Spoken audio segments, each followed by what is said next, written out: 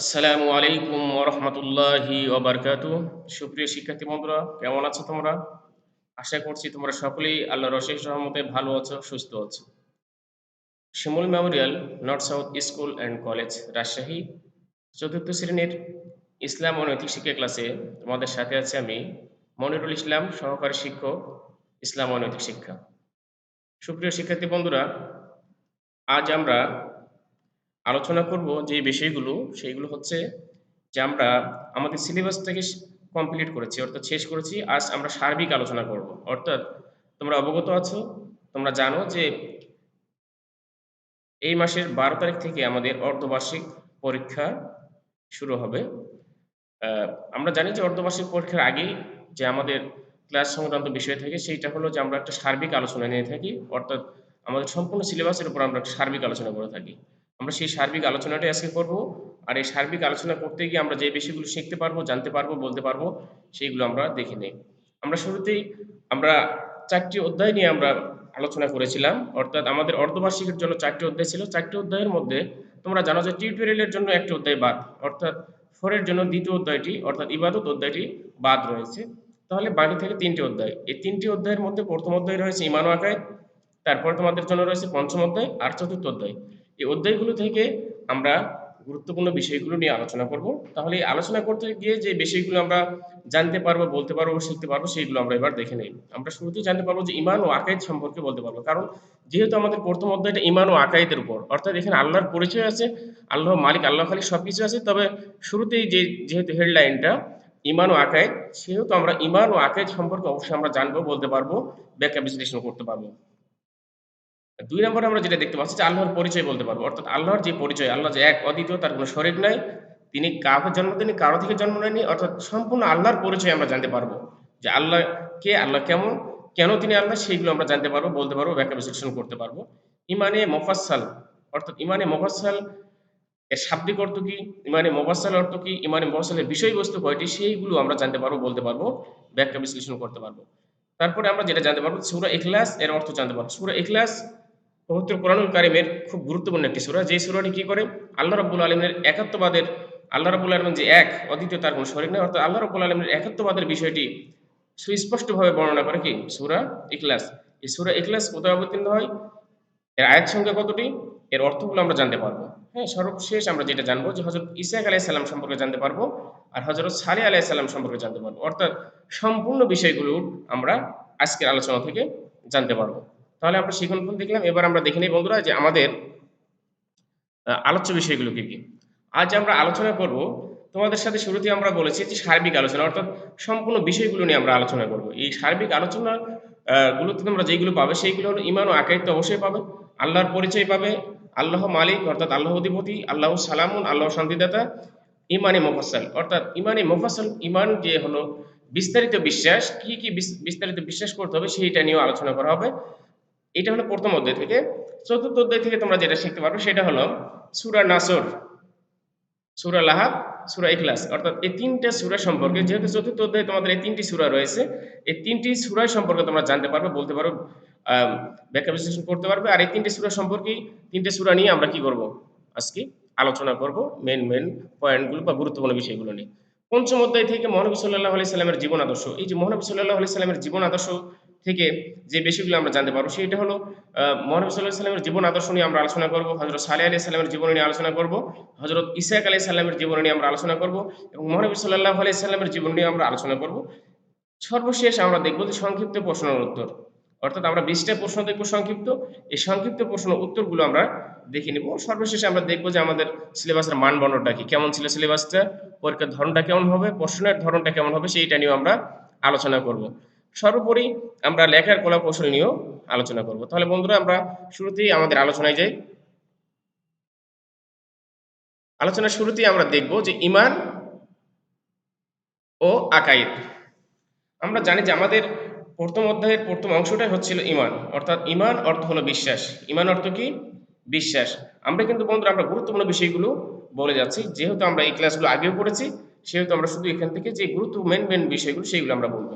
ঈমানের শাব্দিক অর্থ হচ্ছে, ঈমান অর্থ হলো বিশ্বাস। ঈমান শব্দটি আরবি শব্দ, ঈমান শব্দটি কি শব্দ, আরবি শব্দ, এর শাব্দিক অর্থ হচ্ছে বিশ্বাস। ঈমান অর্থ তাহলে কি হলো, বিশ্বাস। ইসলামের মূল কথাই হচ্ছে ঈমান। আমরা জানি যে ইসলামের যে মূল কথা সেইগুলো হচ্ছে ঈমান। আর ঈমান কাকে বলে আমরা সেটা দেখে নেই যে ইসলামের মূল বিষয়গুলোকে মনে প্রাণে বিশ্বাস করাকে ঈমান বলা হয় বন্ধুরা। খুবই চমৎকার একটা বিষয় বন্ধুরা। ঈমান শব্দটি আরবি শব্দ। ইসলামের মূল কথা হচ্ছে ঈমান। আর ইসলামের মূল বিষয়গুলোকে মনে প্রাণে বিশ্বাস করা। কি ইসলামের যে মূল বিষয়গুলো রয়েছে সেইগুলোকে মনে প্রাণে বিশ্বাস করার নামই হচ্ছে কি ঈমান। তাহলে ঈমান সম্পর্কে আমরা জানলাম যে ঈমান শব্দটি আরবি শব্দ। ইসলামের মূল কথা হচ্ছে ঈমান। আর ঈমানের শাব্দিক অর্থ হচ্ছে বিশ্বাস। ঈমানের শাব্দিক অর্থ হচ্ছে কি বিশ্বাস। ইসলামের মূল বিষয়গুলোকে মনে প্রাণে বিশ্বাস করতে হবে বন্ধুরা। মনে প্রাণে বিশ্বাস করে আবার স্বীকৃতি দিতে হবে। মনে প্রাণে বিশ্বাস করলাম কিন্তু স্বীকৃতি নেই, তাহলে আমরা ঈমানদার হলাম না, আমরা ঈমানের সংজ্ঞাটা দিতে পারলাম না। ইসলামের মূল বিষয়গুলোকে মনে প্রাণে বিশ্বাস করাকে বলা হচ্ছে ঈমান। তাহলে আমরা ঈমান সম্পর্কে দেখলাম। আকাইদ দেখি। আকাইদ শব্দ ঈমান আর আকাইদ এইগুলো সিমিলার। হ্যাঁ, এইগুলো সামর্থ্যবোধক শব্দ। তবে আমরা আকাইদের ভিন্ন কিছু অর্থ পাবো সেটা আমরা দেখিনি। আকাইদ শব্দটি বহু বচন। আকাইদ শব্দটি কি বহু বচন। এর এক বচন হলো আকীদা। বন্ধুরা অনেক সময় তোমাদের থাকে যে আকাইদ শব্দটির বচন নির্ণয় করো, সেই ক্ষেত্রে তোমাদের অবশ্যই লিখতে হবে যে আকাইদ শব্দটি কি বহু বচন, এক বচনে আকীদা। ইসলামের মূল বিষয়গুলো কি অন্তরে বিশ্বাস। আমরা মনে প্রাণে বিশ্বাস দেখছিলাম এর আগে, ইমানে দেখছিলাম যে মনে প্রাণে বিশ্বাস। কিন্তু এখানে আমরা যে বিষয়টা দেখতে পাচ্ছি যে ইসলামের মূল বিষয়গুলোকে অন্তরে বিশ্বাস আর মুখে স্বীকার করা ও সেই অনুযায়ী আমল করা বা সেই অনুযায়ী কাজ করা কিন্তু আকায়েদ বলা হচ্ছে। তাহলে ঈমান আর আকায়েদের সংজ্ঞাটা আমরা আলাদা পাচ্ছি। যে ঈমান আমরা বলছিলাম যে ইসলামের মূল বিষয়গুলোকে মনে প্রাণে বিশ্বাস করাকে বলা হচ্ছে ঈমান। কিন্তু আকায়েদের ক্ষেত্রে যেটা আমরা জানছি যে আকায়েদ শব্দটি বহু বচন, এক বচন আকীদা। এর শাব্দিক অর্থ হচ্ছে বিশ্বাসমালা। শাব্দিক অর্থ হচ্ছে কি বিশ্বাসমালা। কিসের বিশ্বাসমালা? আল্লাহর সামগ্রিক বিষয়ের উপর যে আমরা বিশ্বাস করলাম সেটার নাম হলো বিশ্বাসমালা। তাহলে এবার আমরা আকায়েদের সংজ্ঞাটা দেখে নেই। ইসলামের মূল বিষয়গুলোকে অন্তরে বিশ্বাস আর মুখে স্বীকার করা। ইসলামের যে মূল বিষয়গুলো, তিনটে বিষয় খেয়াল রাখবো বন্ধুরা অবশ্যই। মূল বিষয়গুলো হচ্ছে অন্তরে বিশ্বাস করতে হবে, মুখে স্বীকার করতে হবে আর সেই অনুযায়ী কাজ করতে হবে বা আমল করতে হবে। তাহলে সেটা হবে কি আকাইদ। আকাইদের ক্ষেত্রে তিনটা বিষয় অবশ্যই স্মরণ রাখতে হবে। অন্তরে বিশ্বাস, মুখে স্বীকার আর সেই অনুযায়ী আমল করা বা কাজ করাকে বলা হচ্ছে আকাইদ। তাহলে আমরা ঈমান আর আকাইদের যে পার্থক্য সেটা আমরা দেখলাম। এবার আমরা দেখব আল্লাহর পরিচয়। আমরা জানি যে আমাদের সৃষ্টি করেছেন মহান আল্লাহ রাব্বুল আলামিন। আমরা কখনো নিজে নিজে সৃষ্টি হয়নি। নিজে নিজে কি সৃষ্টি হয়েছি? না, আমরা কখনো নিজে নিজে সৃষ্টি হয়নি। আমাদেরকে সৃষ্টি করা হয়েছে। আমাদেরকে কে সৃষ্টি করেছেন? আল্লাহু খালিক। আল্লাহ রাব্বুল আলামিন হলেন আমাদের স্রষ্টা। আল্লাহ রাব্বুল আলামিন কি আমাদের স্রষ্টা। তাহলে এই যে আল্লাহ রাব্বুল আলামিন যে আমাদেরকে সৃষ্টি করেছেন, এই সৃষ্টির পিছনে অবশ্যই তার অনেক রহস্য রয়েছে, অনেক কারণ রয়েছে। আমরা দুনিয়ার মধ্যে যখন কোনো একটা কাজ করি আমাদের স্বার্থের জন্য কাজটা করি, তাই না বন্ধুরা? আল্লাহ রাব্বুল আলামিনের কোনো স্বার্থ নাই। আল্লাহ রাব্বুল আলামিন আমাদেরকে সৃষ্টি করেছেন তার ইবাদত করার জন্য। কি তার ইবাদত? ওমা খালাকতুল জিন্না ওয়াল ইনসা ইল্লা লিয়াবুদুন। অর্থাৎ আল্লাহ রাব্বুল আলামিন আমাদেরকে সৃষ্টি করেছেন তার ইবাদত করার জন্য, তার বندگی করার জন্য, তার গোলামি করার জন্য। তাহলে আমরা তার ইবাদত করব, বندگی করব, গোলামি করব। এইজন্য আল্লাহ রাব্বুল আলামিন সৃষ্টি করেছে। আমাদেরকে সৃষ্টি করেছেন। তিনি শুধু আমাদেরকে সৃষ্টি করেননি। তিনি কি সৃষ্টি করেছেন? পৃথিবীতে কোন সৃষ্টি একা একা কিন্তু সৃষ্টি হয়নি। সব সৃষ্টির পিছনে মহান আল্লাহ রাব্বুল আলামিনের অস্তিত্ব পাওয়া যায়। তিনি আমাদের সৃষ্টি করেছেন, গাছপালা সৃষ্টি করেছেন, নদী নালা, খাল পর্বত, পাহাড় পর্বত ইত্যাদি সবকিছুই কিন্তু তিনি সৃষ্টি করেছেন। অর্থাৎ তিনি হলেন স্রষ্টা। তিনি হলেন কি স্রষ্টা। মহান আল্লাহ রাব্বুল আলামিন হলেন কি স্রষ্টা। বন্ধুরা তাহলে আমরা নিজে নিজেই যেহেতু সৃষ্টি হয়নি, আমাদের অবশ্যই একজন সৃষ্টিকর্তা আছেন। তিনি হলেন কি মহান আল্লাহ রাব্বুল আলামিন। আল্লাহ রাব্বুল আলামিনের পরিচয়, সবচেয়ে বড় পরিচয় হলো তিনি এক, অদ্বিতীয়, তার কোনো শরীক নাই। তিনি কারো থেকে জন্মগ্রহণ করেননি এবং তার থেকে কেউ জন্মগ্রহণ করেনি। অর্থাৎ তিনি কাউকে জন্ম দেননি। এটা হলো আল্লাহ রাব্বুল আলামিনের সবচেয়ে বড় পরিচয়। তোমাদেরকে যদি বলা হয় যে আল্লাহর পরিচয় সম্পর্কে তোমরা বলো, তাহলে আল্লাহর পরিচয় তোমাদেরকে বলতে হবে যে কি আল্লাহ এক, অদ্বিতীয়, তার কোনো শরীক নাই, তিনি কাউকে জন্ম দেননি এবং তিনি কারো থেকে জন্ম নেননি এবং তিনি কারো মুখাপেক্ষীও নন। হ্যাঁ, এইটা হলো আল্লাহ রাব্বুল আলামিনের সবচেয়ে বড় পরিচয়। হ্যাঁ, ওয়াল আউয়াল ওয়াল আখির, তিনি শুরুতে আছেন, শেষ পর্যন্ত আল্লাহ রাব্বুল আলামিন থাকবেন। এটা হলো আল্লাহ রাব্বুল আলামিনের সবচেয়ে বড় পরিচয়। যেহেতু আমরা আগেই আল্লাহ রাব্বুল আলামিনের পরিচয় পেয়েছি, আমরা আজকেও আল্লাহ রাব্বুল আলামিনের পরিচয় পেলাম। আমরা এই বিষয়গুলো আবার আমরা ভালো করে কি পড়ে নেব, দেখে নেব। ঠিক আছে না বন্ধুরা? তাহলে আহ, এবার আমরা দেখি যে আল্লাহর পরিচয়ের পরে আমরা যে বিষয়টা পাবো সেটা হলো আল্লাহ মালিক। আল্লাহ মালিক, তোমরা জানো মালিক আল্লাহর মালিক অর্থ হলো অধিপতি। তাহলে কি আল্লাহ মালিক অর্থাৎ আল্লাহ হলেন অধিপতি। তোমাদের পড়তে পারে প্রশ্ন যে আল্লাহ মালিক অর্থ কি। হ্যাঁ, সেই ক্ষেত্রে কিন্তু অবশ্যই তোমাদেরকে লিখতে হবে আল্লাহ মালিক অর্থ হলো আল্লাহ অধিপতি। কেমন অধিপতি তিনি? তিনি হলেন পরম দয়ালু। আল্লাহ তাআলা আমাদেরকে সবকিছুকে সৃষ্টি করেছেন এবং সবকিছু নিয়ন্ত্রণ করেন তিনি। অর্থাৎ সবকিছু তার অধীনে। কোনো কিছু মানুষের অধীনে বা অন্য কারো অধীনে নয়। এই জন্য তিনি হলেন মালিক। অর্থাৎ তার কথায় সমগ্র বিশ্ব পরিচালিত হয়। অন্য কারো কথায় সমগ্র বিশ্ব বা সমগ্র জাতি পরিচালিত হয় না। আমরা যদি মনে করে থাকি যে আল্লাহ রাব্বুল আলামিন ছাড়া অন্য কারো কথায় সেটা পরিচালিত হয়, তাহলে আমরা আল্লাহর সাথে কি করব? শিরিক করব। এইজন্য আল্লাহ রাব্বুল আলামিন হলেন মালিক, তিনি হলেন অধিপতি। তাকে কেউ পরিচালনা করেন না। তিনি সবাইকে কি করেন? পরিচালিত করেন। হ্যাঁ? সমগ্র বিশ্ব তিনি পরিচালিত করেন। সবকিছুর মালিকই হলেন মহান আল্লাহ রাব্বুল আলামিন। আমাদের হায়াতের মালিক, জীবনের মালিক, জিন্দেগির মালিক, খাবারের মালিক, রিজিকের মালিক, আমাদের চলাফেরা সবকিছুরই মালিক হলেন মহান আল্লাহ রাব্বুল আলামিন। এর জন্য তাকে বলা হচ্ছে কি? আল্লাহু মালিকুন, আল্লাহ হলেন অধিপতি। হ্যাঁ, তাহলে আল্লাহ অধিপতি আমরা জানলাম। এবার আমরা জানবো আল্লাহু সালামুন। কি জানবো? আল্লাহু সালামুন, তোমরা জানো যে আল্লাহু সালামুন অর্থ হলেন, আল্লাহ অর্থ আল্লাহ, সালামুন অর্থ হলো শান্তিদাতা। তাহলে কে শান্তিদাতা? আল্লাহ রাব্বুল আলামিন হলেন শান্তিদাতা। তাহলে আল্লাহু সালামুন অর্থ হলেন আল্লাহ শান্তিদাতা। আমাদের দুঃখ, কষ্ট এবং বিভিন্ন বিপদ থেকে রক্ষা করেন কে? মহান আল্লাহ রাব্বুল আলামিন। আমরা যখন বিপদ, অনেক সময় অনেক চিন্তা চেতনা করি, অনেক সময় কষ্টে পড়ি, বিপদে পড়ি, সবকিছু থেকে রক্ষা করে আমাদেরকে শান্তি এবং নিরাপদে রাখেন কে? মহান আল্লাহ রাব্বুল আলামিন। বন্ধুরা, আমরা যখন অসুস্থ হই, অসুস্থ হয়ে যাওয়ার পরে আমরা কি করি? আমরা অস্বস্তি বোধ করি, আমাদেরকে খারাপ লাগে। আমরা মনে করি যে কবে না কখন আমরা কি হব, সুস্থ হব, এরকম ভাবে আমরা আমাদের মনের ভিতরে আসে না? অবশ্যই আসে। আল্লাহ রাব্বুল আলামিন যখন আমাদেরকে সুস্থ করে দেন, তখন আমাদের কত শান্তি লাগে, তাই না? আমরা যখন কোনো চিন্তা চেতনায় থাকি, আমরা আমরা যখন চিন্তা থেকে মুক্তি পাই, তখনই আমরা কিন্তু অনেক শান্তিতে থাকি। অর্থাৎ আল্লাহ রাব্বুল আলামিন সবকিছু দিয়ে, আলো দিয়ে, বাতাস দিয়ে, নদী নালা, খাল বিল, পাহাড় পর্বত সবকিছু দিয়ে তিনি আমাদেরকে কি রেখেছেন? শান্তিতে রেখেছেন, তাই না বন্ধুরা? আর সালাম অর্থ হলো কি? শান্তি। সেহেতু আমরা শান্তির বাক্যটা আমরা বিনিময় করবো সবার সাথে। আসসালামু আলাইকুম ওয়া রাহমাতুল্লাহ। আপনার উপর শান্তি বর্ষিত হোক। আর সালামের উত্তর আমরা বলবো ওয়া আলাইকুমুস সালাম ওয়া রাহমাতুল্লাহি ওয়া বারাকাতুহু। উনি বলবেন যে তোমার উপর কি হোক? শান্তি বর্ষিত হোক। কেউ যদি সালাম দেয়, তাহলে সালামের কিন্তু জবাব দেওয়া ওয়াজিব। তাহলে অবশ্যই আমরা সালামের বাক্যটাও সুন্দর করে পড়ে নেব। তাহলে আমরা জানলাম। এবার আমরা জেনে নেই যে ইমানে মোফাজ্জল। হ্যাঁ বন্ধুরা, আমরা দেখছিলাম যে ইমান অর্থ হলো বিশ্বাস, আর মোফাজ্জল অর্থ হলো বিস্তারিত। অর্থাৎ ইমানে মোফাজ্জল হচ্ছে বিস্তারিত বিশ্বাস। সোজা কথা, যদি তোমাদের প্রশ্ন থাকে যে ইমানে মোফাজ্জল বলতে কি বোঝো, তাহলে ইমানে মোফাজ্জল বলতে তোমরা বুঝবে যে ইমানে মোফাজ্জল হলো বিস্তারিত বিশ্বাস। অর্থাৎ ইমানে মোফাজ্জল কি? বিস্তারিত বিশ্বাস। এখানে কি কি বিস্তারিত বিশ্বাস করব আমরা?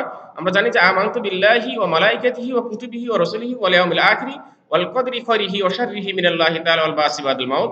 ৭টি বিষয়ের উপর আমরা বিস্তারিতভাবে বিশ্বাস স্থাপন করব। কয়টি বিষয়ের উপর? আমরা জানি যে ইমানে মুফাসসিলের বিষয়বস্তু হলো ৭টি। আর এই ৭টি বিষয়বস্তু আমরা সংক্ষিপ্ত আকারে জেনে রাখবো সবকিছু। এই ৭টি বিষয়বস্তুর প্রতি আমাদেরকে কি রাখতে হবে? ঈমান রাখতে হবে। ১ নাম্বার আমানতু বিল্লাহ, আমি আল্লাহর উপর ঈমান আনলাম। ওয়া মালাইকাতিহি, অর্থাৎ মালাইকাতুন হলো ফেরেশতা। যতগুলো ফেরেশতা এসেছে সব ফেরেশতার প্রতি আমরা কি রাখবো? বিশ্বাস স্থাপন রাখবো। ওয়া কুতুবিহি, এবং তার কিতাবসমূহ। আমরা জানি যে আসমানি কিতাব ১০৪টি। এই আসমানি কিতাব ১০৪টির মধ্যে ৪টি রয়েছে বড়, আর ১০০টি রয়েছে ছোট। এগুলোকে সহিফা বলা হয়। সহিফা অর্থ হলো পুস্তিকা। বড় কিতাবগুলো হলো কি? বড় কিতাবগুলো হলো তাওরাত, জাবুর, ইনজিল, কোরআন। আমরা জানি যে হযরত মূসা আলাইহিস সালামের উপর অবতীর্ণ হয় তাওরাত। তাহলে এই যে বড় কিতাবগুলোর উপর বিশ্বাস রাখতে হবে। রাসূলিহি, এবং যে নবী রাসূল এসেছেন তাদের প্রতি বিশ্বাস রাখবো। ওয়াল ইয়াউমিল আখির, অর্থাৎ আমাদের মৃত্যুর পরের যে জীবন, আখিরাতের জীবন, কবরের জীবন, এটার আমরা বিশ্বাস রাখবো। ওয়াল কদরি খাইরিহি ওয়া শাররিহি মিনাল্লাহি তাআলা, অর্থাৎ আমাদের ভাগ্যে যা কিছু লিপিবদ্ধ আছে, ভালো মন্দ সবকিছুর প্রতি আমাদেরকে কি রাখতে হবে? বিশ্বাস রাখতে হবে। ওয়াল বাসি বাদাল মাউত, সর্বোপরি যে বিষয়টি আমরা বিশ্বাস রাখবো, সেই বিষয়টি হলো যে আমরা আমাদের মৃত্যুর পরে অবশ্যই কিয়ামতের ময়দানে, হাসরের ময়দানে আমাদেরকে একত্রিত হতে হবে। অর্থাৎ ওয়াল বাসি বাদাল মাউত, মৃত্যুর পরে পুনরায় আল্লাহ রাব্বুল আলামিন আমাদেরকে জীবন দিয়ে যে জীবিত করবেন, জীবিত করার পরে হাসরের ময়দানে যে আমাদেরকে হিসাব দিতে হবে, আমাদের জীবনের সার্বিক হিসাবগুলো আল্লাহ রাব্বুল আলামিনের কাছে দিতে হবে, এটা আমাদেরকে বিষয় রাখতে হবে। তাহলে ৭টি বিষয়ের প্রতি আমরা কি রাখলাম? ঈমান রাখলাম। এই ৭টি বিষয়। আর মালাইকাতিহি, প্রধান ৪ জন ফেরেশতা রয়েছে। আমরা প্রধান ৪ জন ফেরেশতার নামগুলো অবশ্যই আমরা জেনে নেব, তাদের কাজগুলো কি সেগুলো আমরা দেখে নেব। এবং যে ৪টি যে আসমানি বড় কিতাব, এই বড় কিতাবগুলো কোন নবীর উপর অবতীর্ণ হয়েছে, এইগুলো আমাদেরকে অবশ্যই জেনে নিতে হবে, তাই না বন্ধুরা? তাহলে আমরা ইমানে মুফাসসিলটা জানলাম। ইমানে মুফাসসিলের ৭টি বিষয়ের উপর বিস্তারিত আলোচনা করা, সেইটা আমরা জেনে নিলাম। এবার আমরা জানবো যে সূরা আন-নাসর। এটা কিন্তু তোমাদের প্রথম অধ্যায় শেষ হলো। এবার চতুর্থ অধ্যায় থেকে তোমাদের যে আলোচনাগুলো ছিল সেইগুলো শুরু হলো। অর্থাৎ সূরা নাসর, এই সূরাটি মদিনায় অবতীর্ণ হয়। সূরাটি কোথায় অবতীর্ণ হয়? মদিনায় অবতীর্ণ হয়। এই সূরাটির আয়াত সংখ্যা হলো ৩টি। আয়াত সংখ্যা কয়টি? ৩টি। আমি আগের ক্লাসে বলেছিলাম বন্ধুরা যে সূরাগুলোকে ২ ভাগে বিভক্ত করা হয়। অর্থাৎ মহানবী সাল্লাল্লাহু আলাইহি সাল্লামের জীবদ্দশায়, অর্থাৎ মহানবী সাল্লাল্লাহু আলাইহি সাল্লাম যখন মক্কায় ছিলেন, মক্কা থাকাকালীন যে সূরাগুলো অবতীর্ণ হয়েছে সেইগুলোকে বলা হয় মাক্কী সূরা। আর মদিনায় থাকার সময়, অর্থাৎ মহানবী সাল্লাল্লাহু আলাইহি সাল্লাম যখন মদিনায় ছিলেন, তার জীবদ্দশা কিন্তু ২ ভাগে বিভক্ত, মাক্কী জীবন আর মদিনায় জীবন। অর্থাৎ মহানবী সাল্লাল্লাহু আলাইহি সাল্লাম যখন মদিনায় ছিলেন, মদিনায় থাকাকালীন যে সূরাগুলো অবতীর্ণ হয়েছিল সেইগুলোকে বলা হয় মাদানী সূরা। তাহলে সূরা নাসরটি হচ্ছে মাদানী সূরা। এই সূরাটি অবতীর্ণ হয়েছে কোথায়? মদিনায় অবতীর্ণ হয়েছে। এই সূরাটির আয়াত সংখ্যা হলো ৩টি। ভালো করে তোমরা স্মরণ রাখো বন্ধুরা। সূরাটি মদিনায় অবতীর্ণ হয়েছে, আয়াত সংখ্যা ৩টি। নাসর অর্থ হলো সাহায্য। নাসর অর্থ হলো কি? সাহায্য। তাহলে আমরা অর্থটা দেখি, ইজা জাআ নাসরুল্লাহি ওয়াল ফাত। ইজা মানে যখন, যা মানে আসবে, নাসরুল্লাহ মানে আল্লাহর সাহায্য, আল ফাত যখন আল্লাহর সাহায্য বিজয় আসবে, ওয়ারাইতান নাস ইয়াদখুলুনা ফি দীনিল্লাহি আফওয়াজা, অর্থাৎ আপনি মানুষকে দেখবেন যে দলে দলে তারা কি দ্বীনে প্রবেশ করতেছে। ফাসাব্বিহ বিহামদি রাব্বিকা ওয়াস্তাগফির, সুতরাং তুমি তোমার প্রতিপালকের প্রশংসা করো, পবিত্রতা ঘোষণা করো এবং কি করো? আস্তাগফির, ক্ষমা প্রার্থনা করো। ইন্নাহু কানা তাওয়াবা, নিশ্চয়ই আল্লাহ রাব্বুল আলামিন কি করবেন? আপনাকে বা আমাকে কি করবেন? ক্ষমা করবেন। নিশ্চয়ই আল্লাহ রাব্বুল আলামিন হলেন তওবা কবুলকারী। আমরা আগেই পড়েছিলাম, আজকে আমরা আবার দেখলাম সূরা নাসর। এবার আমরা দেখব সূরা লাহাব। লাহাব অর্থ হলো ধ্বংস হওয়া। লাহাবুন অর্থ ধ্বংস হওয়া। কি কে ধ্বংস হবে এটা আমরা দেখে নেই। যে আমরা জানি যে এই লাহাব সূরাটি মক্কায় অবতীর্ণ হয়েছে, এর আয়াত সংখ্যা হলো ৫টি। অর্থাৎ এই সূরাটি মক্কায় অবতীর্ণ হয়েছে, আয়াত সংখ্যা ৫টি। আমরা দেখে নেই। তাব্বাত ইয়াদা আবি লাহাবি ওয়া তাব, মা আগুনা আনহু মালুহু ওয়া মা কাসাব, সায়াসলা নারান যাতা লাহাবি ওয়া ইমরাতুহু হাম্মালাতাল হাতাব, ফি জিদিহা হাবলুম মিন মাসাদ। তাব্বাত ইয়াদা, ধ্বংস হোক আবু লাহাবের দুই হাত। তাব্বাত ইয়াদা আবি লাহাব ওয়া তাব, কেন ধ্বংস হবে এটা আমরা জেনেছি অবশ্যই। তিনি ধন সম্পদের প্রয়োজনে অহংকার করেছিলেন, এই জন্য আল্লাহ রাব্বুল আলামিন তাকে ধ্বংস করে দিয়েছেন। মা আগনা আনহু মালুহু মা কাসাব, তিনি যে অর্জন করেছেন তার অর্জিত সম্পদ তার কোনো কাজে আসেনি। সায়াসলা নারান যাতাল হাব, অচিরেই তাকে জাহান্নামের অগ্নিতে নিক্ষেপ করা হবে। আমরাতুহু, এবং তার সাথে যেহেতু তার স্ত্রী ইন্ধন দিয়েছিল তাকেও নিক্ষেপ করা হবে। হাম্মালাতাল হাতাব, এবং কঠিন রজ্জু দিয়ে তাদেরকে বেঁধে রাখা হবে। ফি জিদিহা হাবলুম মিন মাসাদ, তারা কি এই রজ্জু দিয়ে তাদেরকে বেঁধে রাখবে, সেখানেই তারা থাকবে, সেখান থেকে আর কি হতে পারবে না, বের হতে পারবে না। বন্ধুরা, সবচেয়ে যে গুরুত্বপূর্ণ বিষয় সেটা হলো সূরা ইখলাস। আমরা জানবো যে সূরা অর্থ অংশ অংশ, ইখলাস অর্থ হলো একনিষ্ঠ। একনিষ্ঠ, হ্যাঁ, ইখলাস অর্থ একনিষ্ঠ। এই সূরাটা তোমাদের খুব গুরুত্বপূর্ণ সূরা। এই সূরা ইখলাসের অর্থটা অবশ্যই আমাদেরকে জেনে নিতে হবে। সূরা ইখলাস মক্কায় অবতীর্ণ হয়। কোথায় অবতীর্ণ হয়? সূরা ইখলাসটা মক্কায় অবতীর্ণ হয়েছে। আর এর আয়াত সংখ্যা হলো ৪টি। আয়াত সংখ্যা কয়টি? ৪টি। তাহলে দেখি আমরা, সূরা ইখলাস মক্কায় অবতীর্ণ হয়েছে, এর আয়াত সংখ্যা হলো ৪টি। হ্যাঁ, সূরা ইখলাস মক্কায় অবতীর্ণ হয়েছে, আয়াত সংখ্যা ৪টি। তোমরা পড়ো আমার সাথে, বিসমিল্লাহির রহমানির রহিম। কুল হুয়াল্লাহু আহাদ আল্লাহুস সামাদ লাম ইয়ালিদ ওয়া লাম ইউলাদ ওয়া লাম ইয়াকুল লাহু কুফুয়ান আহাদ। হ্যাঁ, এই সূরাটির অবশ্যই আমরা বাংলা অর্থ আমরা মুখস্থ রাখবো। হ্যাঁ, কুল হু আল্লাহ, বলো তিনি আল্লাহ একক। আল্লাহু সামাদ, তিনি কারো মুখাপেক্ষী নন। লাম ইয়ালিদ ওয়া লাম ইউলাদ, তার কোনো সন্তান নাই এবং তিনি কারো সন্তান নয়। ওয়া লাম ইয়াকুল লাহু কুফুয়ান আহাদ, অর্থাৎ তার সমতুল্য কেউ নেই। তার সমতুল্য কেউ আছে? অবশ্যই তার সমতুল্য কেউ নাই। সূরাটা অবশ্যই আমরা দেখে নেব ভালো করে। এবার আমরা মহানবী সাল্লাল্লাহু আলাইহি সাল্লামের জীবন নিয়ে পড়ব। আমরা জানি যে মহানবী সাল্লাল্লাহু আলাইহি সাল্লাম 570 খ্রিস্টাব্দে, কত খ্রিস্টাব্দে? 570 খ্রিস্টাব্দে মক্কা নগরের বিখ্যাত কুরাইশ বংশে তিনি জন্মগ্রহণ করেন। হ্যাঁ, মহানবী সাল্লাল্লাহু আলাইহি সাল্লাম 570 খ্রিস্টাব্দে মক্কা নগরের বিখ্যাত কুরাইশ বংশে তিনি জন্মগ্রহণ করেন। তার পিতার নাম আব্দুল্লাহ, মাতার নাম কি? আমিনা। তো দাদা ছিল আব্দুল মুত্তালিব। হ্যাঁ, মহানবী সাল্লাল্লাহু আলাইহি সাল্লাম যখন জন্মগ্রহণ করেন, জন্মগ্রহণ করার আগেই, মহানবী সাল্লাল্লাহু আলাইহি সাল্লামের জন্মগ্রহণ করার আগেই তার বাবা মারা যায়। আর মহানবী সাল্লাল্লাহু আলাইহি সাল্লামের বয়স যখন 6 বছর, তখন কি হয়? তার মাও মারা যায়। অর্থাৎ মহানবী সাল্লাল্লাহু আলাইহি সাল্লামকে তার চাচা লালন পালন করেন। এক পর্যায়ে তার দুধমা হালিমাতু সাদিয়া বনু বকর গোত্রের মহিলার কাছেও তিনি ছিলেন। তিনি হালিমা তার দুধমাতা। এটা আমরা জানি যে মহানবী সাল্লাল্লাহু আলাইহি সাল্লাম দুধমাতার নাম হালিমা। অর্থাৎ মহানবী সাল্লাল্লাহু আলাইহি সাল্লাম তার জীবদ্দশায় তার মায়ের সেবা করেছেন এবং তিনি বিভিন্ন ধরনের শান্তি সংগঠন করেছেন। আমরা জানি যে মহানবী সাল্লাল্লাহু আলাইহি সাল্লাম এক যুদ্ধের বিভীষিকা দেখে, অর্থাৎ হারবুল ফিজার যুদ্ধের বিভীষিকা দেখে তিনি তার অন্তরটা কেঁদে উঠেছিল। কোন যুদ্ধ? হারবুল ফিজার, অর্থাৎ অন্যের সমর দেখে মহানবী সাল্লাল্লাহু আলাইহি সাল্লামের হৃদয় যখন কেঁদে উঠেছিল, তিনি কিছু উৎসাহী যুবকদেরকে নিয়ে একটা সংঘ তৈরি করেছিলেন। উৎসাহী যুবকদেরকে নিয়ে একটি শান্তি সংঘ তৈরি করেছিলেন, যে সংঘটার নাম হলো হিলফুল ফুজুল। অর্থাৎ এই সংঘ দিয়ে তিনি কি করতেন? মানুষের শান্তির দিকে ডাকতেন এবং শান্তি প্রতিষ্ঠা করতেন। হ্যাঁ, আর মাতৃভক্তি সম্পর্কে তোমরা জানো যে মহানবী সাল্লাল্লাহু আলাইহি সাল্লাম একদিন বসা ছিলেন। এমত অবস্থায় মহানবী সাল্লাল্লাহু আলাইহি সাল্লামের কাছে যে একজন বৃদ্ধ এসেছিলেন, সাহাবীরা দাঁড়িয়ে গেলেন। মহানবী সাল্লাল্লাহু আলাইহি সাল্লাম তার গায়ের চাদরটা দিয়ে দিয়েছিলেন। যে সাহাবীরা জিজ্ঞাসা করলেন, ইয়া রাসূলুল্লাহ, হাবিবাল্লাহ, এটা কে? তখন মহানবী সাল্লাল্লাহু আলাইহি সাল্লাম বলেন, ইনি হলেন আমার দুধমাতা হালিমাতু সাদিয়া। সুবহানাল্লাহ, মাতৃভক্তির প্রতি তিনি মাতাকে, তার মাকে কত সম্মান দিয়েছেন, তার দুধমাতাকে, সেইটা আমরা অবশ্যই জেনেছি, আমরা জানি। হেল্পফুল ফুজল আমরা দেখলাম চাকরদের সম্পর্কে, এই যে বাগানে পানি দেওয়ার সময় মহানবী সাল্লাল্লাহু আলাইহি সাল্লাম এক বৃদ্ধাকে সহযোগিতা করতেন এবং বলতেন যে তুমি বা আপনি এখানে বসেন, আমি আপনার কাজটা করে দেই। এই চাকর বাকরের সম্পর্কে মহানবী সাল্লাল্লাহু আলাইহি সাল্লাম খুব উদার ছিলেন। তিনি বলেছিলেন, মহানবী সাল্লাল্লাহু আলাইহি সাল্লাম বলেছেন যে শ্রমিকের গায়ের ঘাম শুকানোর আগে তার পারিশ্রমিক দিয়ে দিতে হবে। হ্যাঁ, এটা মহানবী সাল্লাল্লাহু আলাইহি সাল্লামের বাণী। শ্রমিকের গায়ের ঘাম শুকানোর আগেই কি করতে হবে? তার পারিশ্রমিক দিয়ে দিতে হবে। এবং বনু গাতফান নামক গোত্রের আমরা যে ঘটনাটা পড়েছিলাম, যে উট নিয়ে যে ঘটনাটা ঘটেছিল, যে মহানবী সাল্লাল্লাহু আলাইহি সাল্লাম আবু জেহেলের দরবারে গিয়েছিলেন যে কে এসেছে মহানবী সাল্লাল্লাহু আলাইহি সাল্লাম। এই যে আবু জেহেল তাকে তার টাকাটা ফেরত দিয়েছিলেন। হ্যাঁ?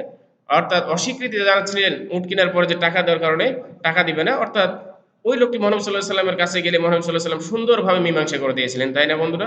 এটা নয়, মহানবী সাল্লাল্লাহু আলাইহি সাল্লাম আরো মক্কা নগরীতে বড়, বড় ঘটনা, যেগুলো হাজরে আসওয়াদ, কালো পাথর স্থাপন নিয়েও, মক্কার কাবার দেওয়ালে কে কালো পাথর স্থাপন করবে সেটা নিয়ে মহানবী সাল্লাল্লাহু আলাইহি সাল্লাম সুন্দর মীমাংসা করে দিয়েছিলেন। প্রত্যেকটা গোত্রপতিদেরকে নিয়ে তিনি সুন্দরভাবে মীমাংসা করেছিলেন। এইটা আমরা জানি হাজরে আসওয়াদ সম্পর্কে। তাহলে আমরা মহানবী সাল্লাল্লাহু আলাইহি সাল্লামের সংক্ষিপ্ত বিষয়গুলো জানলাম। আমরা হযরত সালেহ আলাইহিস সালামের পরিচয় আমরা জানবো। হযরত সালেহ আলাইহিস সালামের পরিচয় হলেন তিনি একজন নবী। তিনি একজন কি?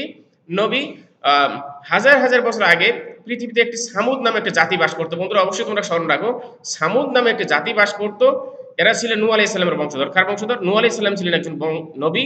এই নূহ আলাইহিস সালামের বংশধর ছিলেন সামুদ বা সামের পুত্র বংশধর। এই জাতি আরবের উত্তর পশ্চিম এলাকায় বসবাস করত। বর্তমানে এটি মাদিয়ানে সালি নামে কি মাদিয়ানে সালেহ নামে পরিচিত। এই মাদিয়ানবাসীরা ছিলেন খুব অহংকারী আর গর্ব করতেন তারা। তারা সবসময় এই মাদিয়ানের কাছে সালেহ আলাইহিস সালাম যখন তাদেরকে দাওয়াত দিতেন, তারা বিভিন্ন ধরনের কথাবার্তা বলতেন। এই জন্য আল্লাহ রাব্বুল আলামিন এই জাতিকে বিকট শব্দ আর আযাব দিয়ে ধ্বংস করে দিয়েছিলেন। পড়তে পারে যে মাদিয়ানবাসীকে আল্লাহ রাব্বুল আলামিন কিভাবে ধ্বংস করেছিলেন। মাদিয়ানবাসীকে আল্লাহ রাব্বুল আলামিন বিকট শব্দ আর আযাব গজব দিয়ে তাদেরকে কি ধ্বংস করে দিয়েছিলেন। পৃথিবীতে সামুদ জাতি ছিল, এরা ছিল হযরত নূহ আলাইহিস সালামের বন্যার কথা আমরা জানি। হযরত নূহ আলাইহিস সালামকে আল্লাহ রাব্বুল আলামিন, নূহ আলাইহিস সালাম ৯৫০ বছর দাওয়াত দিয়েছিলেন। এই দাওয়াতের পরিপ্রেক্ষিতে মানুষ ইসলাম গ্রহণ না করে তার বিপক্ষে চলে গিয়েছিলেন। এজন্য আল্লাহ রাব্বুল আলামিন তাকে নৌকা তৈরি করার নির্দেশ দিয়েছিলেন। এই নৌকাতে তিনি সব ঈমানদারকে একজোড়া করে তুলে নিয়েছিলেন। তার অবাধ্য সন্তানও নূহ আলাইহিস সালামের সময় যে বন্যা হয়েছিল তাতে কি হয়েছিল? ধ্বংস হয়েছিল। তাহলে আমরা সালেহ আলাইহিস সালাম, নূহ আলাইহিস সালাম সম্পর্কে, এগুলো মাদিয়ান সম্পর্কে আমরা আরো ভালো জেনে নেই। আমরা জানলাম। এবার আমরা জানবো হযরত ঈসা আলাইহিস সালাম। হযরত ঈসা আলাইহিস সালামও ছিলেন একজন নবী। কি ছিলেন? একজন নবী ছিলেন। হযরত ঈসা আলাইহিস সালাম হযরত ইব্রাহিম আলাইহিস সালামের দ্বিতীয় পুত্র ছিলেন। কে ছিলেন? ইব্রাহিম আলাইহিস সালাতু ওয়াস সালাম সম্পর্কে আমরা জানি। তিনি হযরত ইসমাঈল আলাইহিস সালামের ছোট ভাই। তার মায়ের নাম ছিল সারা। কার নাম? ইসহাক আলাইহিস সালামের মায়ের নাম ছিল সারা। বিখ্যাত নবী ইয়াকুব আলাইহিস সালাম ছিলেন তার পুত্র। অর্থাৎ তার বংশে অনেক নবী ও রাসূল জন্মগ্রহণ করেছিলেন। তাহলে ইসহাক আলাইহিস সালাম হলেন ইব্রাহিম আলাইহিস সালামের দ্বিতীয় পুত্র। তার মায়ের নাম ছিল সারা। হ্যাঁ? ইব্রাহিম আলাইহিস সালাম, ইসমাঈল আলাইহিস সালাম, এইগুলোর অনেক বড় কাহিনী রয়েছে। তোমরা জানো কুরবানি সম্বলিত যে কাহিনীগুলো সেইগুলো রয়েছে, এইগুলো তোমরা অবশ্যই পড়ে নেবে। এবার আমরা বন্ধুরা সংক্ষিপ্ত প্রশ্ন আসবো। কোন প্রশ্নে? সংক্ষিপ্ত যে আমাদের প্রশ্ন রয়েছে সেটাতে আসবো, যে আমরা ২০টা সংক্ষিপ্ত প্রশ্ন দেখব যে ঈমান কাকে বলে। অর্থাৎ ঈমান হলো, ঈমান কাকে বলে আমরা জানলাম যে ঈমান হচ্ছে আল্লাহ তার রাসূল, ইসলামের মূল বিষয়গুলোকে মনে প্রাণে বিশ্বাস করাকে ঈমান বলা হয়। ইসলামের মূল বিষয়গুলোকে মনে প্রাণে বিশ্বাস করাকে ঈমান বলা হয়। তাহলে ঈমান কাকে বলে? ইসলামের মূল বিষয়গুলোকে মনে প্রাণে বিশ্বাস করাকে ঈমান বলা হয়। আকায়েদ কাকে বলে? আকায়েদ হচ্ছে ইসলামের মূল বিষয়গুলোকে অন্তরে বিশ্বাস, মুখে স্বীকৃতি এবং সে অনুযায়ী কাজ করাকে আকায়েদ বলা হয়। ইসলামের মূল বিষয়গুলোকে অন্তরে বিশ্বাস, মুখে স্বীকৃতি, সেই অনুযায়ী কাজ করাকে বলা হচ্ছে আকাইদ। আল্লাহর পরিচয় কি? তোমরা জানো যে আল্লাহ এক, অদ্বিতীয়, তার কোনো শরীক নেই। ৪ নম্বরে আমরা দেখতে পাচ্ছি যে মালিক অর্থ কি? মালিক অর্থ হলো অধিপতি। মালিক অর্থ অধিপতি। ৫ নম্বর আল্লাহ সালামুন অর্থ কি? আল্লাহ সালামুন অর্থ হচ্ছে আল্লাহ শান্তি দাতা। হ্যাঁ? ৬ নম্বরে দেখতে পাচ্ছি সালাম অর্থ কি? সালাম অর্থ হচ্ছে শান্তি। ইমানে মজমাল কাকে বলে? ইসলামের ইসলামের বিষয়গুলোকে সংক্ষিপ্ত আকারে বিশ্বাস করাকে ইমানে মজমাল বলে। ইসলামের মূল বিষয়গুলোকে সংক্ষিপ্ত আকারে বিশ্বাস করাকে ইমানে মজমাল বলে। মুফাসসাল অর্থ কি? মুফাসসাল অর্থ হলো বিস্তারিত। মুফাসসাল অর্থ বিস্তারিত। ইমানে মুফাসসাল কাকে বলে? ইসলামের মূল বিষয়গুলোকে বিস্তারিত আকারে, ইসলামের মূল বিষয়গুলোকে বিস্তারিত আকারে বিশ্বাস করাকে বলা হচ্ছে ইমানে মুফাসসাল। আমরা দেখব ১০ নম্বরে সূরা নাসর কোথায় অবতীর্ণ হয়। তোমরা কিছুক্ষণ আগে পড়লে বন্ধুরা, সূরা নাসর মদিনায় অবতীর্ণ হয়। কোথায় অবতীর্ণ হয়? মদিনায় অবতীর্ণ হয়। সূরা নাসরের আয়াত কয়টি? সূরা নাসরের আয়াত সংখ্যা হলো, সূরা নাসরের আয়াত সংখ্যা হলো ৩টি। কয়টি? সূরা নাসরের আয়াত সংখ্যা ৩টি। সূরা ইখলাস অর্থ কি? সূরা ইখলাস অর্থ হলো একনিষ্ঠ। সূরা ইখলাস কোথায় নাজিল হয়? সূরা ইখলাস বন্ধুরা নাজিল হয় মক্কায়। কোথায় নাজিল হয়? মক্কায়। এর আয়াত সংখ্যা হলো ৩টি। লাহাব মানে ধ্বংস। লাহাবের আয়াত কয়টি? সূরা লাহাবের আয়াত 5টি। সূরা লাহাবের আয়াত কয়টি? 5টি। বন্ধুরা নবী কারা? যাদের উপর আসমানি কিতাব এসেছে তারা হলেন নবী। হ্যাঁ, আসমানি কিতাব 104টি। হ্যাঁ, যাদের উপর আসমানি কিতাব এসেছেন তারা হলেন নবী। রাসূল বলতে কি বোঝো? যাদের উপর আসমানি কিতাব এসেছে, হ্যাঁ, এবং বড় বড় 4টি কিতাব যাদের উপর এসেছে তারা হলেন রাসূল। অর্থাৎ আসমানি কিতাব 104টি। 104টি যাদের মধ্যে এসেছে তারা হলেন নবী। আর এই 104টি বাদে বড় বড় যে কিতাবগুলো রয়েছে, আমাদেরকে মনে রাখতে হবে বন্ধুরা, যাদের প্রতি আসমানি কিতাব এসেছেন তারা হলেন নবী। আর আসমানি কিতাব সহ 4টি কিতাব, যে বড় 4টি কিতাব রয়েছে, এই 4টি কিতাব যাদের উপর এসেছে তারা হলেন রাসূল। অর্থাৎ রাসূল হলেন তারা যাদের উপর বড় বড় 4টি কিতাব এবং আসমানি কিতাব অবতীর্ণ হয়েছেন, তারা হলেন রাসূল। মুসা আলাইহিস সালামের পিতার নাম কি? হযরত মুসা আলাইহিস সালামের পিতার নাম হচ্ছে ইমরান। মুসা আলাইহিস সালামের উপর কোন কিতাব নাজিল হয়? তোমরা অবশ্যই জানো যে মুসা আলাইহিস সালামের উপর তাওরাত কিতাব নাজিল হয়েছিল। তুর নামক পর্বতে মুসা আলাইহিস সালামের উপর এই কিতাবটি কি হয়েছিল? নাজিল হয়েছিল বা অবতীর্ণ হয়েছিল। কোন পর্বতে? তুর নামক পর্বতে। 20 নম্বরে আমরা যে দেখতে পাচ্ছি যে হযরত ইসহাক আলাইহিস সালামের মায়ের নাম কি? হযরত ইসহাক আলাইহিস সালামের মায়ের নাম ছিল সারা। হযরত ইসহাক আলাইহিস সালামের মায়ের নাম সারা। তাহলে আমরা সংক্ষিপ্ত প্রশ্নগুলো দেখলাম। বন্ধুরা এবার আমরা মানদণ্ডটা দেখে নিই যে প্রশ্নের ধরনটা কেমন হবে। তোমরা জানো তোমাদের সিলেবাসে এইগুলো আছে। সংক্ষিপ্ত প্রশ্ন থাকবে 15টি। কয়টি থাকবে? সংক্ষিপ্ত প্রশ্ন থাকবে 15টি। 15টা লিখতে হবে। 15 দুগুণ 30। একটা প্রশ্নের মান 2। শূন্য স্থানে থাকবে 12টি, লিখতে হবে 10টি। হ্যাঁ, 10টি লিখতে হলে প্রত্যেকটার মান 1, 10 একে 10, তাহলে 40 হলো। ডান অংশে বাম অংশে থাকবে 5টি বন্ধুরা। বাম অংশে থাকবে 5টি, ডান অংশে থাকবে 60টি। অর্থাৎ এটার মধ্যে 60টির মধ্যে 5টি সঠিক উত্তর বেছে নিয়ে তোমাদেরকে লিখতে হবে। অর্থাৎ এখানে থাকবে 5টা, 5 দুগুণ 10, তাহলে 30, 10, 40 আর 10 50 হলো। আর বড় প্রশ্ন থাকবে বন্ধুরা তোমাদের 8টা, লিখতে হবে 5টা। 5 6 30, প্রত্যেকটার মান হলো কত? 6, তাহলে 5 6 30। আর এই যে তাহলে আমরা পেলাম যে 50 আর 30 80। আর তোমরা যে টিউটোরিয়াল দিয়েছিলে এই টিউটোরিয়াল হলো 20, মোট হবে 100 নম্বরের পরীক্ষা। তাহলে এই প্রশ্নের মানদণ্ডটা বজায় রেখে তোমাদেরকে সুন্দরভাবে প্রশ্নের ধরনগুলো বুঝে প্রশ্নের উত্তর দিতে হবে। 1 নম্বরে 15টা দেব, 2 নম্বরে 12টা থাকবে, 10টা দেব, 3 নম্বরে যেটা ডান বাম থাকবে সেখানে 5টা থাকবে, 5টা উত্তর দেব। বড় প্রশ্ন 4 নম্বরে, বিস্তারিত প্রশ্ন যেটা থাকবে সেটা 8টা থাকবে। সেখান থেকে আমরা আমাদের জন্য যেটা সহজ হয় সেটাই আমরা 5টা উত্তর দেব, 5 6 30 নম্বর আমরা পাবো। হ্যাঁ, এটাই ছিল মানবন্টন। তোমাদের সিলেবাস সম্পর্কে তোমাদেরকে একটু বলে দেই যে তোমাদের সিলেবাসটা অবশ্যই তোমরা মনে রাখবে। ঈমান ও আকাইদ থেকে প্রথম অধ্যায়, যে ঈমান ও আকাইদ সেখান থেকে তোমাদের পড়তে হবে। চতুর্থ অধ্যায় কোরআন মাজিদ শিক্ষা। পঞ্চম অধ্যায় নবী রাসূলের যে অংশটুকু রয়েছিল সেই অংশগুলো তোমরা অবশ্যই বাসায় ভালোভাবে সুন্দরভাবে পড়বে এবং বারবার চেষ্টা করবে। সুপ্রিয় শিক্ষার্থী বন্ধুরা, তাহলে যেহেতু আমাদের পরীক্ষা আমরা জানি, আমাদের পরীক্ষার বিষয়গুলো আমাদেরকে বেশি বেশি করে পড়তে হবে। আমাদের সিলেবাসভুক্ত যে বিষয়গুলো রয়েছে সেগুলো আমরা বেশি বেশি করে পড়বো। সংক্ষিপ্ত প্রশ্ন পড়বো, বড় প্রশ্ন, অর্থাৎ অল ওভার যেন আমরা আমাদের পরীক্ষাগুলোকে সুন্দর এবং ভালো করতে পারি, সেই জন্য আমরা কি ভালোভাবে সুন্দরভাবে, হ্যাঁ, পড়াশোনা করব। বন্ধুরা তোমরা ভালোভাবে পড়বে, ভালোভাবে পরীক্ষা দিবে এবং খাতায় যখন লিখবে, খাতায় লেখার সময় সুন্দর করে মার্জিন টেনে, যেন টিচার বা শিক্ষক তোমাদের খাতাতে বাম দিকে যে অংশটা থাকে সেখান থেকে সুন্দর করে তোমাদের মার্জিন টেনে যেন নাম্বার দেওয়ার মতো একটা জায়গা থাকে, এভাবে সুন্দরভাবে লাইন সোজা সোজা করে লিখবে। একটা প্রশ্ন যখন লেখা শেষ হয়ে যাবে তার সাথে সাথে প্রশ্ন ঘেঁষে না দিয়ে কিছু স্পেস দেবে। একটা লেখা হলে 1 নম্বর যে ঈমান কাকে বলে লেখা হয়ে যাওয়ার পর দেখা যাচ্ছে 2 লাইন, এবং 2 লাইনের পরে যদি আমি লিখি যে আকায়েদ কাকে বলে, সেই ক্ষেত্রে আমরা লেখাটা বুঝতে সমস্যা হবে। একটু স্পেস দিয়ে পরে লিখবে 2 নম্বরে যে আকায়েদ হচ্ছে এটা, 3য় নম্বরে লিখবে মালিকের অর্থ হচ্ছে এটা। অর্থাৎ প্রশ্নগুলো সুন্দরভাবে সাজিয়ে সাজিয়ে তোমরা লিখবে। একসাথে লিখলে লেখাটা দেখতে সুন্দর লাগে না। হ্যাঁ, যিনি পরীক্ষা নেবেন তারও মন হয়তো পড়তে পড়তে হয়তো বিরক্ত হতে পারে। এইজন্য আমরা আলাদা আলাদা করে প্যারা প্যারা করে সুন্দর সুন্দরভাবে লিখবো। ঠিক আছে বন্ধুরা, তাহলে তোমরা অবশ্যই পরীক্ষার জন্য ভালো প্রস্তুতি নেবে আর ভালো থাকবে। তোমাদের মঙ্গল কামনা করছি, তোমাদের কল্যাণ কামনা করে আজকে এখানেই শেষ করছি। আল্লাহ হাফেজ। আগামী ক্লাসে আবার তোমাদের সঙ্গে দেখা হবে।